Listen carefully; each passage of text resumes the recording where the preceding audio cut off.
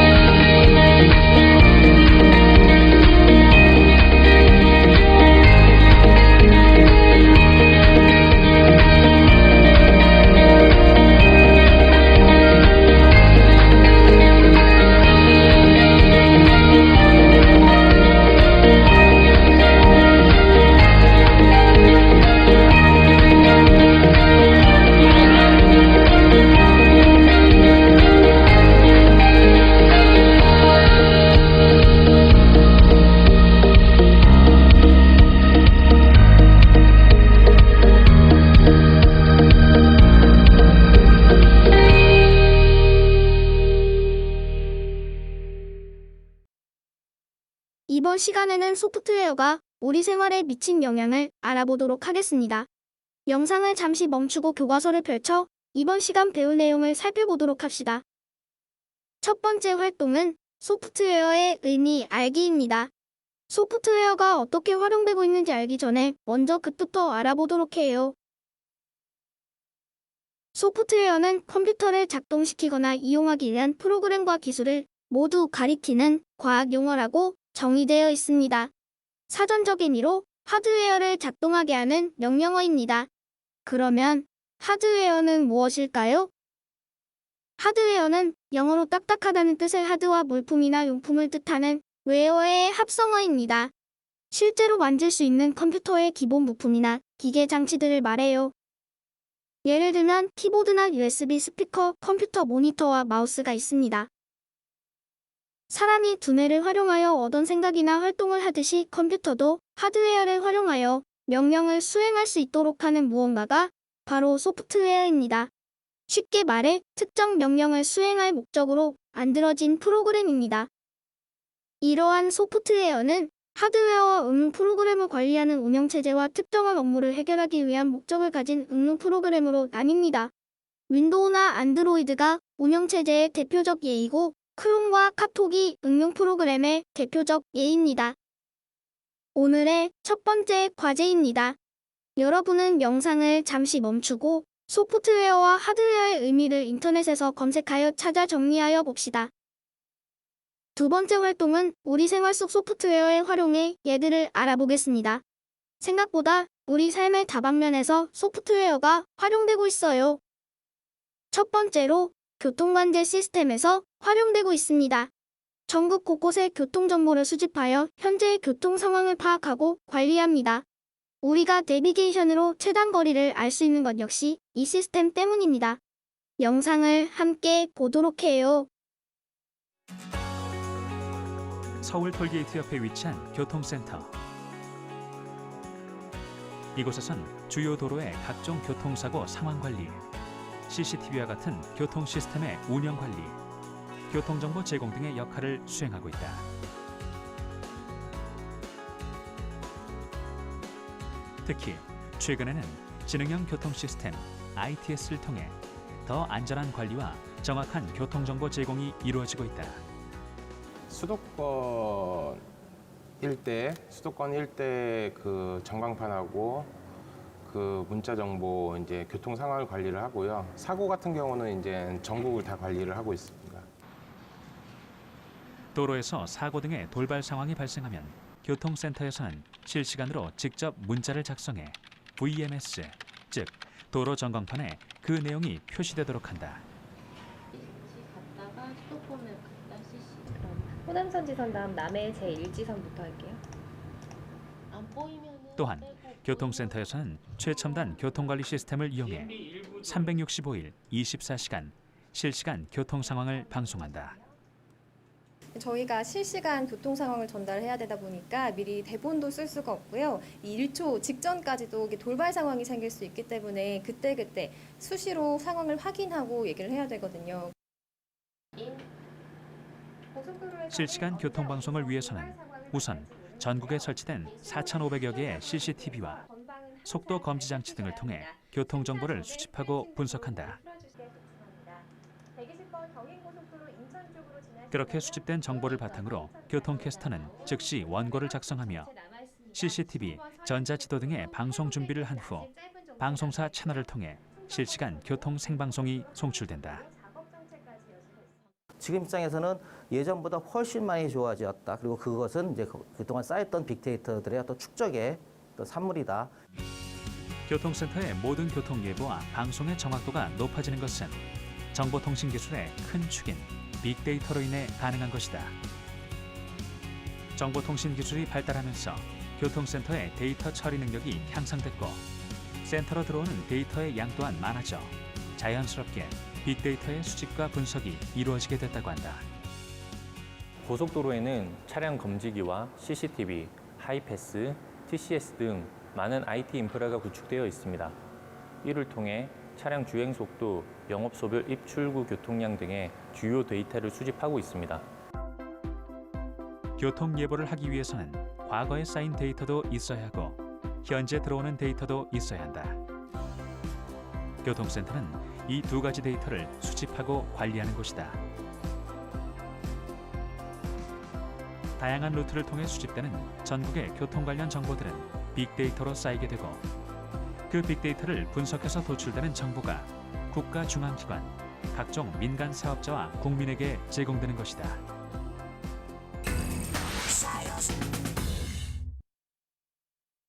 두 번째는 스마트 보안 장치입니다. 보안 프로그램을 개발하여 외부인의 접근으로부터 더 안전한 가정 환경을 만들 수 있게 되었어요. 어떻게 발전되었는지 영상을 통해 알아볼게요. 홀로 사는 여성들이 증가하면서 그들을 표적으로 삼은 흉악 범죄들도 늘어나고 있습니다. 그에 따라서 민간 사설 보안업체들 또한 발빠르게 1인 가구를 위한 보안 시스템 개발에 앞장서고 있는데요. 발전된 기술만큼이나 디자인도 변화했습니다. 요즘은 훌륭한 인테리어 소품 역할까지 한다네요. 주택 경비가 시작되었습니다. 편히 쉬십시오. 안녕하십니까? 해제되었습니다. IT 기술의 발전과 더불어 이젠 외부에서도 실시간 영상으로 집안의 방범 상태를 확인할 수 있다고 하는데요. 리모컨입니다. 여기 보시면은 IP 카메라가 내장이 되어 있는데 이 IP 카메라로 보이는 화면을 보시는 것 같이 스마트폰과 좀 인터넷을 통해 가지고 밖에서도 집안의 상황을 보실 수가 있고요. 전국 각지의 보안 시스템으로부터 받은 위험 신호는 모두 이 통합 관제센터로 모입니다. 비상 상황에 대비해 이곳은 24시간 365일 불이 꺼지는 법이 없는데요. 상황 시에 전면에 배치된 50인치 종합 상황판을 통해 출동에 필요한 모든 정보를 한 번에 파악할 수 있다고 합니다. 모두가 촉각을 곤두세워야만 하는 이 종합 상황실에서는 실제로 벌어지고 있는 범죄 현장을 실시간 영상으로 확인할 수 있습니다. 현재 당사 직원과 경찰이 출동 중이며 영상 녹화 중이니 즉시 범행을 중단하시기 바랍니다. 범죄가 일어난 후는 이미 늦었다고 볼 수 있습니다. 그렇지만 발전된 기술 덕에 범죄가 일어나기 전 범행을 포기하는 경우가 점점 늘어나고 있다는데요. 경고방송을 하면 그 경고방송을 들은 범행을 포기를 하고 도주하는 경우가 많이 있습니다.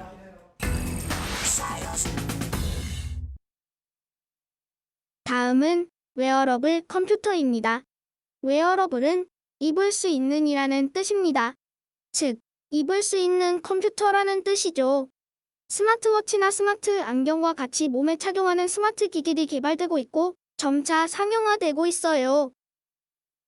웨어러블 기기를 통해 건물 내부를 투시하거나 종이 접기를 하고 음식의 향기까지 맡을 수 있는 다양한 기술이 한자리에 선보였습니다. 일본에서 열린 웨어러블 엑스포, 이동우 기자가 취재했습니다. 엑스포 관람객이 헤드셋을 쓰자 건물 내부를 훤히 볼 수 있게 됩니다. 이 헤드셋은 복잡한 건설 현장에서 유용하게 활용할 수 있습니다. こちらの個別に1個ずつ作っていくというのはできるんですけれども、これを CAD のデータを変換してすぐに現場で使うことができるデータにすることができる。 기기를 목에 끼고 스크린을 보다 보면 화면에서 아이스크림 향을 느낄 수 있습니다. もうすごい感動しました。やっぱり香りは五感の中でも一番敏感だなって自分で思ってるので、映画館とかあとは CM とかでこういった体験ができるようになると 향수 샴푸나 각종 음식 등 광고에 이 같은 기술을 접목할 경우 상당한 반향을 일으킬 것으로 기대됩니다. 안경처럼 생긴 장치를 착용하고 화면상에서 가르쳐주는 대로 따라하다 보면 초보자라도 종이 접기를 아주 쉽게 할 수 있습니다. いつも見えてないここに映像が浮かび出てきて自分のやるべき作業が見えたのが良かったです。 이 같은 기술은 다양한 산업에 응용할 수 있을 것으로 보입니다. 新人の方のトレーニングとして例えばベテランのノウハウをここに映し出すことでそれを真似ればそのテクニックがついていくと。 이처럼 향후 웨어러블 기기 산업은 우리의 생활을 급속도로 바꿔가면서 폭발적인 성장 가도를 달릴 것으로 예상됩니다. YTN 이동우입니다. 또 최근에는 서비스용 로봇이 활용되고 있어요. 식당에서 주문한 음식을 가져다 주기도 하고 카페에서 커피를 대신 만들어 주기도 합니다. 영상으로 한번 확인해 볼까요? 로봇이 음식을 가져다주는 식당이 우리나라에 처음으로 문을 열었습니다. 길을 막으면 비켜달라고 말도 하고 주문한 음식을 테이블까지 가져다 주는데요. 우리 실생활에 로봇이 등장하기 시작했습니다. 현장에 권혜리 기자가 다녀왔습니다. 테이블에 QR코드 메뉴판을 휴대전화로 스캔해 음식을 고르고 결제를 마치면 고객님, 주문하신 메뉴가 도착했습니다. 고객님, 맛있게 드시고 행복한 시간 되세요. 한쪽에선 서빙 로봇이 다가오고 반대편에선 레일을 타고 온 로봇이 따끈한 접시들을 대령합니다. 지난달 말 로봇 서빙 시스템을 국내 처음으로 상시 도입해 문을 연 식당입니다. 죄송합니다. 길 좀 비켜주시겠어요? 식당이 붐비는 정도에 맞춰 최대 1m 전방에서 손님들을 감지하고 빈 공간으로 자기 동선을 조정합니다. 로봇이 갖다 준 게 너무 신기했어요. 아시는 분이 여기 애들 데리고 와봤는데 너무 신기하다고 해서 저도 이제 친구네랑 같이 우리 딸이랑 왔어요. 사람이 하다 보면은 감정이나 이런 게 섞여서 좀 이렇게 다른 서비스를 할 수 있는데 항상 같은 일률적인 서비스를 제공하니까 손님들은 오히려 편안해 하시더라고요. 만드는 사람의 개성이 중요하다는 느리게 만드는 커피, 핸드드립 커피를 로봇 바리스타에게 맡긴 카페도 등장했습니다. 이 프로그램 자체는 그러니까 사람 바리스타가 짠 거를 입력을 하신 거죠? 그렇죠. 그 개성을 하나의 로봇에 담아두면 전국에 누구든지 그 개성을 맛볼 수가 있기 때문에 오히려 저는 확산의 의미에서 더 크다고 봤고요. 제조에 시간이 더 걸리는 드립 커피를 로봇이 도맡아 주니 바쁜 시간엔 특히 효율적입니다. 점심 때면 200잔에서 300잔 정도 나가는데 그만큼 손님 응대를 할 수 있고 5단계까지 가야 된다면 지금은 1단계에 접어들었을 뿐이기 때문에 초기 단계다 이렇게 인간의 섬세한 어떤 감성 요구를 응대를 해야 되는데요. 그런 응대하는 수준까지 가려면은 장시간의 시간이 필요하다고 생각합니다. 산업용을 넘어 서비스업에서도 본격화하는 로봇의 활용은 생산성의 혁신을 예고하지만 일자리 감소에 대한 큰 고민도 함께 던지고 있습니다. SBS 권애리입니다. 또 여러분이 잘 아는 가상현실 VR도 소프트웨어가 활용되는 한 분야입니다. 최근에는 VR을 활용한 게임이 많이 나오고 있어서 더 실감나는 게임을 즐길 수 있어요. 실제로는 없는 가상의 물체를 눈앞에 있는 것처럼 보여주는 기술을 가상현실이라고 하죠. 그 가상의 물건을 보는 건 물론이고요. 손으로 잡고 느낄 수 있는 기술이 개발됐습니다. 진화하고 있는 가상현실을 최훈 기자가 취재했습니다. 얼굴과 손에 장비를 낀 사람들이 허공에 대고 허우적거립니다. 가상 공간에서 블록 쌓기를 하는 겁니다. 기록이다. 하나. 실제로는 없는 가상의 블록이지만 손으로 직접 잡고 느낄 수 있고 다른 사람의 블록을 넘어뜨릴 수도 있습니다. 보는 가상현실 시대를 넘어 직접 만지고 느낄 수도 있는 이른바 복합현실 기술입니다. 영화에서 자주 보던 가상 키보드도 바로 이 기술입니다. 내가 손을 움직이면은 이 손의 움직임이 그대로 가상 세계 속에 있는 가상 핸드의 동작으로 이어지고요. 가상현실을 멀리 떨어져 있는 사람과도 공유할 수 있습니다. 이른바 공존현실 기술입니다. 공존현실 기술을 이용해 친구와 같이 직접 만지면서 몰입감 높은 게임을 할 수도 있고 위험한 수술이나 화성을 걷는 체험도 해볼 수 있습니다. 인터넷 쇼핑도 실감나게 할 수 있습니다. 지금은 그냥 눈으로 영상을 보고 고릅니다. 근데 앞으로 이런 디바이스를 이용을 하면 눈으로 보고 그 물체를 잡고 돌려보고 만져보고 3D 카메라로 신체를 촬영하자 바로 4, 5분 만에 나의 아바타가 생깁니다. 이 아바타는 마치 살아있는 것처럼 스스로 움직입니다.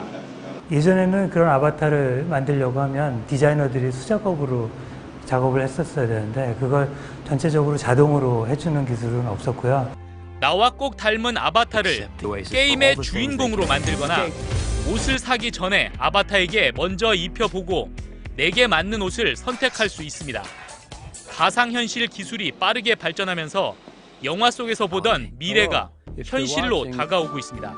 MBC 뉴스 최훈입니다. 소프트웨어의 발전은 자동차가 운전자 없이 주행이 가능하도록 자율주행 자동차를 탄생시켰습니다. 여러분이 운전을 하게 될 쯤에는 자율주행 자동차가 상용화되지 않았을까요? 2,050 넘는 것 같은데?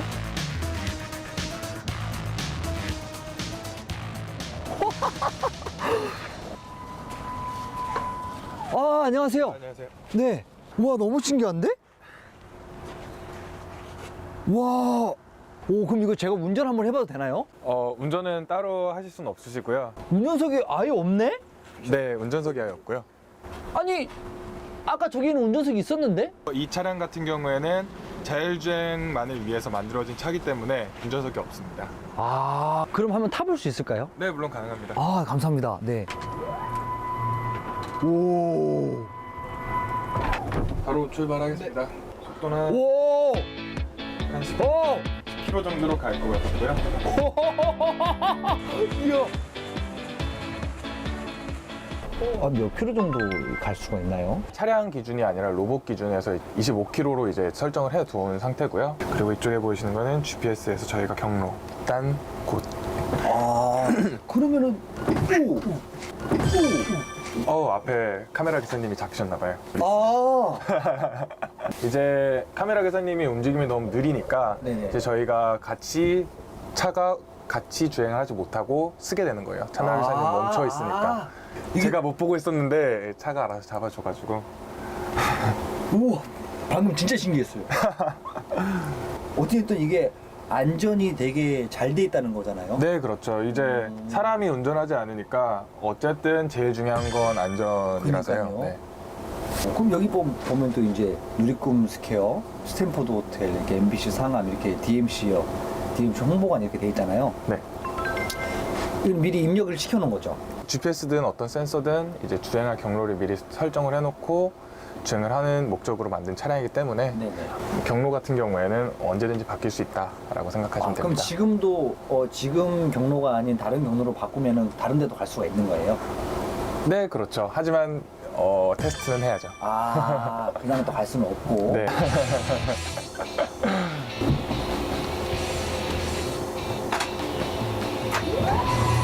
우와, 기가 막히다. 잠깐만. 저 뭐예요? 저거는 이제 같은 플랫폼인데 이제 물류 로봇으로 개조한 차량입니다. 야, 역시 안전. 네, 안전. 차량 내부는 이런 식으로 되어 있고요. 와. 네. 근데 제가 갑자기 이게 문득 생각이 들었는데 이게 이제 그 물류를 운송하는 거라고 했잖아요. 네, 그렇습니다. 그러면은 앞으로 택배 기사님들이 필요가 없어지는 건가요? 운송을 목적으로 한 차량이기 때문에 운송 면에서는 택배 기사님들이 필요 없지만 이제 이 차에서 이제 자택까지 이제 운반하는 거는 기사님이 필요하지 않을까 싶습니다. 아직. 그럼 어디까지 운반하는 건가요, 이거는? 일단 이제 차량이기 때문에 이제 도로에서 이제 주행을 하면서 저희가 원하는 위치에 물건을 가져다 준다든지 이제 거기서 이제 하차는 이제 별도겠죠. 띵동띵동은 네, 택배 기사님이 하셔야 되고. 하차는 하셔야죠. 자율주행 분야 또한 굉장히 활용 가치가 높기 때문에 많은 발전이 필요할 것으로 예상됩니다. 네, 감사합니다. 네, 감사합니다.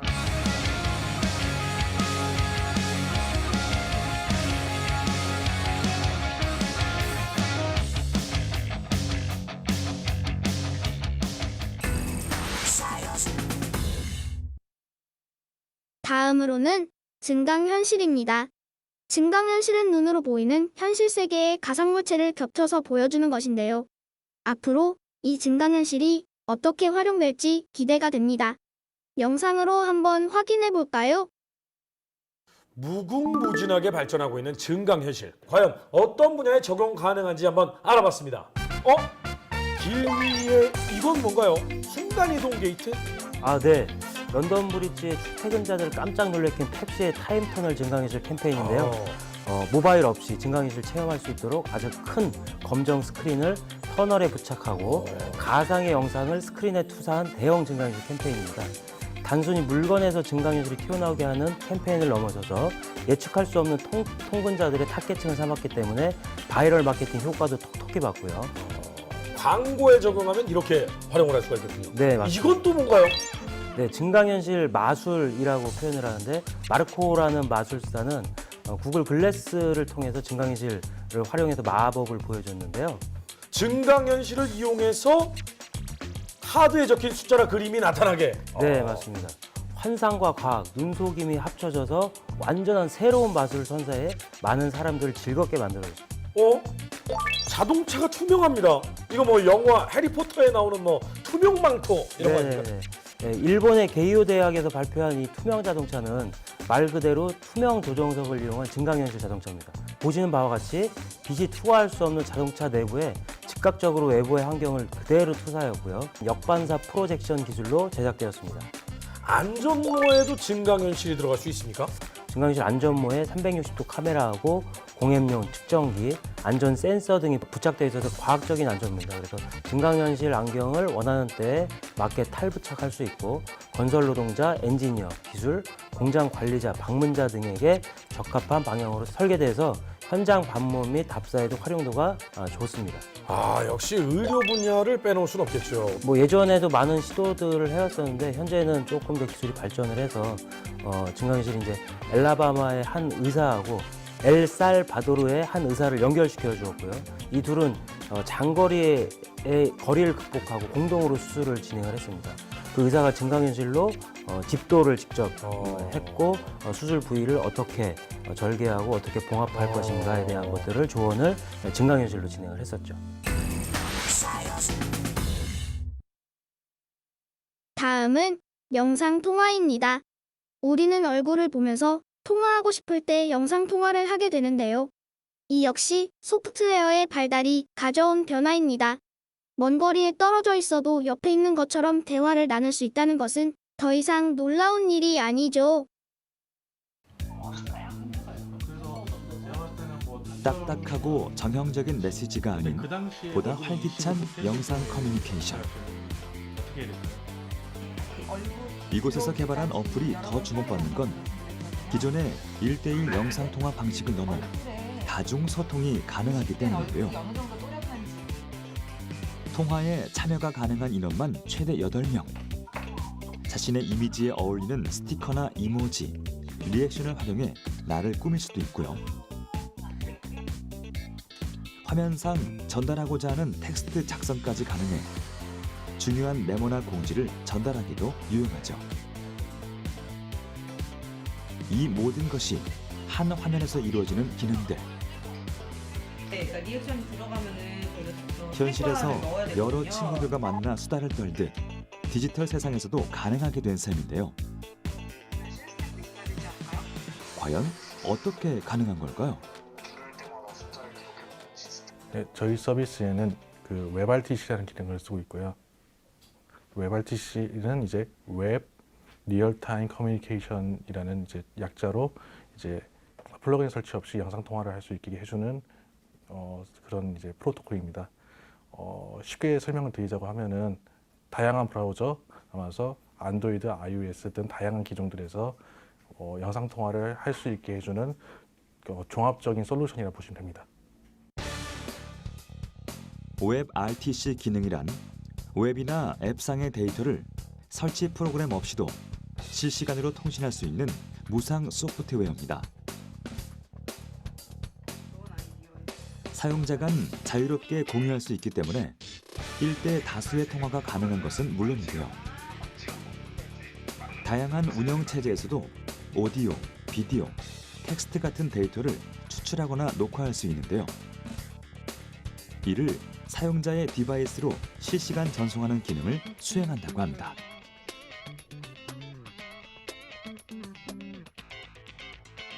대화 자체가 하나의 놀이이자 소통 콘텐츠인 Z세대. 이들은 현실을 뛰어넘는 디지털 세상에서의 재미를 추구하는데요. 다중 영상통화 어플리케이션은 젊은이들의 감정을 표현하는 최적의 도구가 됩니다. 특히 AR 기술을 이용한 이색적인 효과는 메신저에서의 이모티콘 역할을 대신하는데요. 때문에 디지털 공간에서 영상 소통 방식은 점차 극적으로 변화하고 있는 추세죠.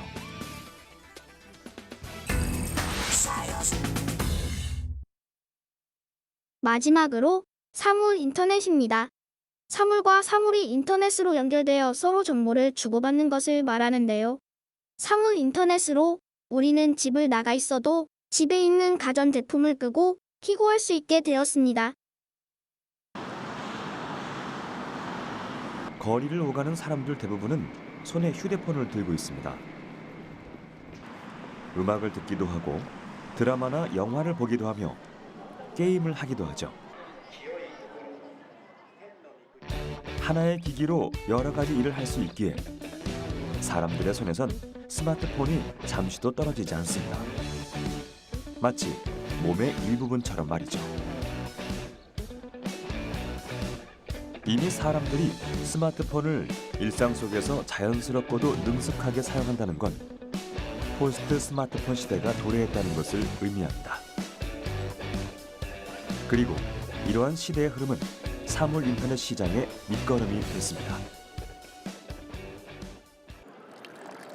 사물 인터넷이란 네트워크가 연결된 환경에서 사물들이 실시간 데이터를 주고받는 기술을 말합니다. 사물과 사물이 대화를 나누듯 소통하는 것이죠. 살아있는 하나의 생명체처럼 사물은 스스로 정보를 수집하고 행동을 결정합니다. 미래를 사로잡을 이 기술은 조용히 그리고 빠르게 우리 생활 속에 자리 잡고 있습니다. 집 안팎에서 가전기기를 원격으로 제어하는 기술을 홈 IoT라고 하는데요. 외출하고 집에 돌아오기 전 컴컴한 집안에 들어가기 싫을 때는 도착하기 몇 분 전 조명을 켜놓으면 됩니다. 실내 온도를 쾌적하게 설정해 놓을 수도 있고, 미처 청소를 하지 못했다면 로봇 청소기를 구동시키면 됩니다.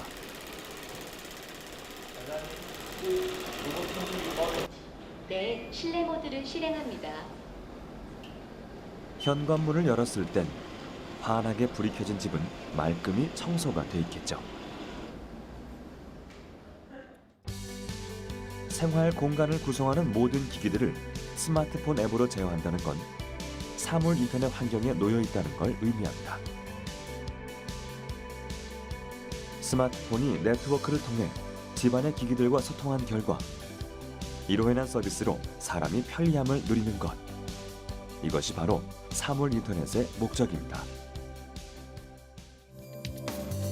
그렇다면 눈에 보이지 않지만 그물망처럼 존재하는 사물 인터넷의 연결고리, 홈 IoT의 네트워크란 무엇일까요?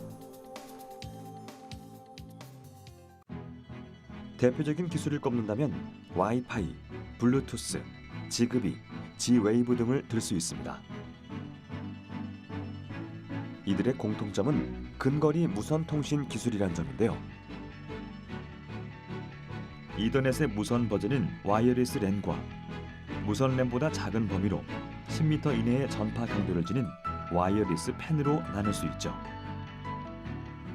이와 같은 근거리 무선 통신 기술은 홈 IoT 분야에서 특히 제 역할을 톡톡히 하고 있습니다. 최근 홈 IoT 분야에선 음성인식 허브를 통한 가전기기 원격 제어에 주목하고 있습니다. 이젠 스마트폰 대신 말 한마디로 사물과 소통할 수 있습니다. 오늘 날씨 어때? 오늘 최고 기온은 어제보다 1도 높은 22도, 최저 기온은 3도 낮은 9도가 되겠습니다. 인공지능 스피커의 등장은 홈 IoT 시장에 새로운 장을 열고 있는데요. 사물과 사람이 이야기를 주고받을수록 노동력은 줄고 노동력이 줄어든 만큼 시간을 얻을 수 있으며 전자기기들의 전력 소모량 또한 효율적으로 관리할 수 있다 하니 예전엔 상상도 못한 일이죠. YTN 틀어줘. 하지만 이러한 일은 사물 인터넷이 만들어내는 수많은 모습 중 일부일 뿐입니다. 현재는 편리성이나 에너지 절약, 안전 위주로 된 스마트홈 기술이었고 지금은 인공지능 기술이 집약된 지능형 스마트홈의 초기 단계라고 하면 향후에는 능동적 AI라고 얘기하는 인공지능 기술들이 좀 더 발전이 되고 이를 홈 로봇과 연결돼서 SF 영화에서나 보던 그런 장면들이 현실화될 수 있을 것으로 보입니다. 오늘의 두 번째 과제입니다. 최근 일주일 동안 소프트웨어를 사용한 경험 3가지 정도를 정리하여 공책에 써봅시다. 6월 24일 공부할 내용은 여기까지입니다. 잠시 후에는 25일 목요일 온라인 학습으로 공부할 내용이 이어집니다. 세 번째 활동은 미래의 소프트웨어 활용 알아보기입니다. 앞으로는 어떤 소프트웨어 프로그램이 주목을 받게 될까요? 첫 번째는 인공지능 AI입니다. 인간의 학습 능력과 추론 능력, 지각 능력, 이해력을 컴퓨터 프로그램으로 실현한 기술입니다. 딥러닝이라고 해서 스스로 더 발전해 나가는 것이 인공지능의 특징입니다. 2020년 올해는 인공지능이 본격적으로 활용되는 한국 AI의 원년이 될 거란 전망이 나옵니다. 산업을 넘어 패션이나 쇼핑, 의료에 이르기까지 우리 일상 깊숙이 인공지능이 변화를 가져올 거라는데 먼저 엄민재 기자가 전해드립니다. 온라인 쇼핑몰 수천 장의 사진 속에서 모델이 무슨 색, 어떤 스타일의 옷을 입었는지 인공지능은 0.5초 만에 구분해냅니다. 딥러닝 기술로 미리 패션 공부를 해둔 덕입니다. AI를 활용하면 클릭 몇 번으로 나에게 딱 맞는 의상을 찾을 수 있고 특정 연예인 스타일로 꾸미게 해달라고 요청할 수도 있습니다. 그 상품 속성을 사람의 손이 아닌 AI가 자동으로 이제 입력을 해줍니다. 그걸 통해서 이제 사용자들은 더 맞춤형 어떤 서비스를 받을 수 있고요. 영상 판독이나 암 진단은 물론 재활 치료에도 AI의 도움이 필요합니다. 인공관절을 착용하고 몇 번 움직이면 인공지능이 최적의 운동을 골라줍니다. 축적해둔 환자 데이터를 토대로 능력에 맞는 맞춤 훈련을 제공하는 겁니다. hand, I couldn't do anything. And they put this little glove on my hand. Times it was hard, but you work against yourself. 개인에게 최적화된 AI 서비스는 미용이나 사교육 등으로 빠르게 영역을 넓혀가고 있습니다. 향후 10년간 인공지능이 전 세계 GDP에 기여할 경제적 효과는 13조 달러에 달할 전망입니다. 정부도 뒤늦게 AI 분야에 1조 원을 투자하겠다고 나섰지만 많이 뒤처진 만큼 우리가 잘할 수 있는 분야에 선택과 집중을 해야 한다는 지적도 나오고 있습니다. SBS 엄민재입니다. 다음은 클라우드 서비스입니다. 클라우드는 구름을 뜻합니다. 클라우드를 이용하면 인터넷의 모든 데이터가 저장되기 때문에 장소에 제한받지 않고 언제 어디서든 원하는 작업을 수행할 수 있습니다. 이 클라우드 서비스는 앞으로 계속 발전될 전망입니다. 서울시 목동에 위치한 한 회사. 용도를 알 수 없는 그래프와 표들이 화면을 장악하고 있는데요. 모니터에서 눈을 떼지 못하는 직원들, 다들 뭐하고 계신 건가요? 앞에 이렇게 보시는 이 화면들은 회사들의 컴퓨터 상태를 다 모니터링을 리얼타임으로 실시간으로 하고 있고요. 그리고 이게 보시다시피 이제 이렇게 어떤 뭐 CPU 상태라든가 또 이제 메모리 상태를 저희가 실시간으로 이렇게 자동으로 모니터링을 합니다. 이들은 각 회사의 컴퓨터 서버를 통합 관리하는 클라우드의 역할을 하고 있다는데 흔히들 우리가 알고 있는 포탈에서 제공하는 사진 저장소 뭐 이런 것들이 클라우드 서비스 중에 하나입니다. 서버, 네트워크, 소프트웨어 등의 자원을 인터넷을 통해서 서비스로 제공받을 수 있는 공유 개념의 컴퓨팅이죠. 쉽게 접할 수 있는 사진 저장 클라우드는 일반적으로 개인이 사용하기 때문에 저장 용량이 적어 문제가 되지 않는다. 하지만 기업체나 공공기관처럼 많은 양의 정보를 보관해야 하는 경우에는 대용량의 업무 데이터들을 안전하게 관리할 수 있는 통합 클라우드 센터가 필요하다.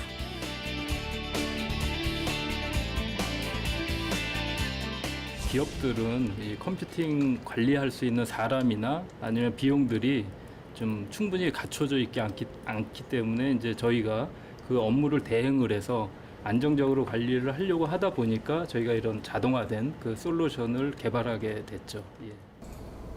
직원들이 업무에 열중하고 있던 순간 크리티컬 장애입니다. 크리티컬 장애입니다.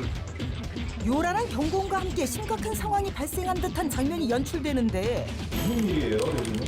저희가 관리하는 회사 서버에 장애가 생겨서요. 지금 조치를 급하게 해야 될 것 같습니다. 회사 서버에 저장된 문서들이 외부로 유출될 수도 있는 긴박한 상황. 직원들의 손길이 다급하다. 그럼 일단은 지금 서비스는 문제 없는 거죠? 네, 저는 조치 완료됐습니다. 다행히 큰 피해 없이 마무리된 듯한데 어떤 상황이었나요? 해커들이 약속 코드를 고객사 서버에 침투시켜서 고객사의 소중한 데이터나 서비스를 망가뜨리는 시도를 했습니다. 오늘 모의 훈련 성공적으로 마쳤습니다. 모두 고생하셨어요. 수고하셨습니다. 에? 훈련이라고요? 실제 상황 아니었어요? 네, 사실 저희가 목적으로 관리를 하고 있는데 큰 문제는 없는 편이지만 언제 어디서나 비상 상황이나 자연 상황이 발생할 수 있어가지고 이렇게 항상 대응책으로 모의 훈련을 통해가지고 예방하고 있습니다. 긴 시간 축적한 노하우로 정보 파수꾼 역할을 하고 있는 기술자들. 그들의 노력이 더욱 빛을 발하는 곳이 있다. 서울시에 위치한 한 대형 유통업체. 방대한 양의 물류 정보와 출납 정보 등 데이터 관리에 큰 도움을 받고 있다고. 회사 사업이 여러 가지가 있습니다. 이제 기존 시스템으로는 그걸 관리하고 운영하는데 전산팀에서 가장 어려운 부분이었거든요. 기존 클라우드망에 2중, 3중의 보안 장치가 다 되어 있으니까요. 한결 전산팀 운영하는 데 있어서는 많이 도움이 됩니다. 이 모든 것이 클라우드 관리 기술이 만들어낸 결과. 앞으로도 더 많은 곳에서 인정받고 싶다는 기술자들. 그들의 바람은 무엇일까? 기업의 전산 인프라, 기업의 어플리케이션 업무, 저희 솔루션 서비스를 제공하고 있지만 IoT 빅데이터를 적용한 클라우드 기반의 보다 안정적인 인프라가 운영될 수 있도록 하고자 합니다.